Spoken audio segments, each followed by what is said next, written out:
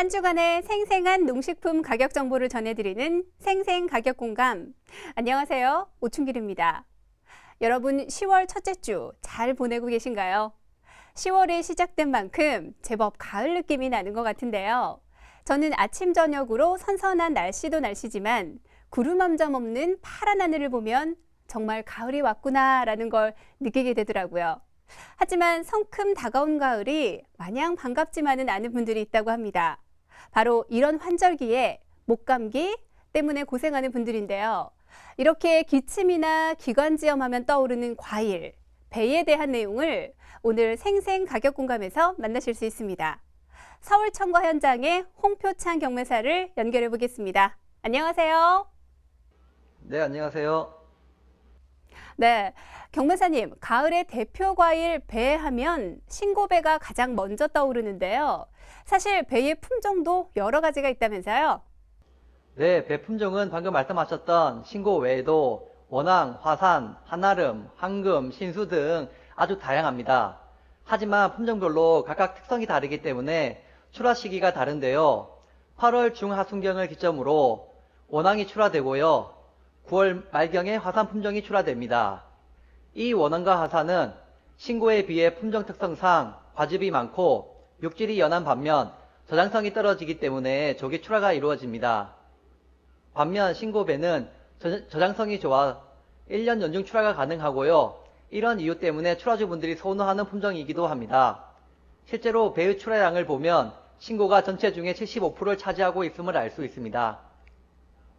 그럼 기분 좋게 10월의 배의 동향은 어떨지 알아볼까요? 네, 배의 경우 꾸준한 소비가 이루어지지 않는 과일이다 보니 추석이나 설을 제외하고는 소비가 여타 햇과일에 비해 원활히 이루어지지 않는 편입니다. 특히 명절 후 배의 소비 둔화에 따른 시세 하락이 커서 물량 반입이 많이 이루어지지 않고 있는데요. 하루 평균 700에서 1000박스가량 출하가 이루어지고 있고 시세는 연휴에 비해 절반 이상 떨어진 상태입니다. 출하되는 품종 역시 저장성이 떨어지는 원앙과 화산이 많고요. 그 외에 상품성이 떨어지는 신고가 출하되고 있는 실정입니다. 산지에서는 작년에 태풍 때문에 생산량이 급격히 줄었지만 올해는 태풍 피해가 없어서 생산량이 크게 증가할 것으로 보입니다. 하지만 전라권과 일부 경북권의 냉해 피해로 인한 특품 비율이 다소 감소할 것으로 예상됩니다. 그리고 이번 추석을 기점으로 전라권의 경우 50에서 60% 출하가 완료되었고 경북권 역시 출하가 많이 이루어졌습니다. 경기권의 경우 전년보다 작황 상태가 장후하고 생산량 또한 크게 증가할 것으로 보입니다. 그렇다면 경매사님, 10월 초 현재 배의 소비가 많이 둔화된 상황인 것 같은데요. 과연 10월 중순이나 하순으로 넘어가면 어떻게 달라질지도 궁금합니다. 네, 10월 초에는 반입량 조절로 인해 시세 형성에 만전을 기하고 있는데요. 말씀하신 대로 소비가 둔화되고 있기 때문에 전반적으로 시세가 크게 하락했습니다. 그리고 이런 시세의 큰 반등은 당분간 없을 것으로 예상됩니다. 하지만 10월 중하순경으로 갈수록 서서히 시세 형성은 원만히 이루어질 것으로 보이고요.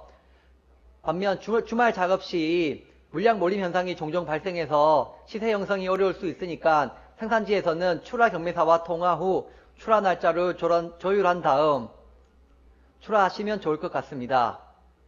그리고 올해의 경우 배 시세의 전망은 전년에 비해 비관적일 수 있는데요. 태풍 피해가 없고 생산량은 크게 늘어 전반적인 시세가 전년에 비해 크게 떨어질 수 있기 때문에 앞서 말씀드린 바와 같이 꾸준히 경매사와 통화한 후 출하 시기를 조절하셔서 출하해 주시길 바랍니다.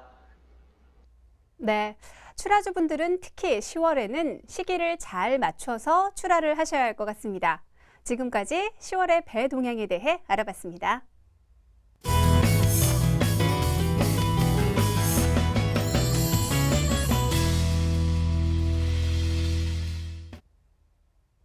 이번 순서는 사소하지만 유용한 농산물 유통 상식을 모아 알려드리는 유통탐구생활 시간입니다. 요즘 취업 때문에 고민하는 젊은 세대와 실버 세대들 참 많죠. 그리고 그 속에서 우리의 농식품 분야에서 자신의 직업을 찾는 분들도 늘고 있다고 하는데요. 특히 최근에는 농산물 경매사에 관심을 갖는 분들이 꽤 된다고 합니다. 그렇다면 과연 농산물 경매사 어떻게 되는 걸까요?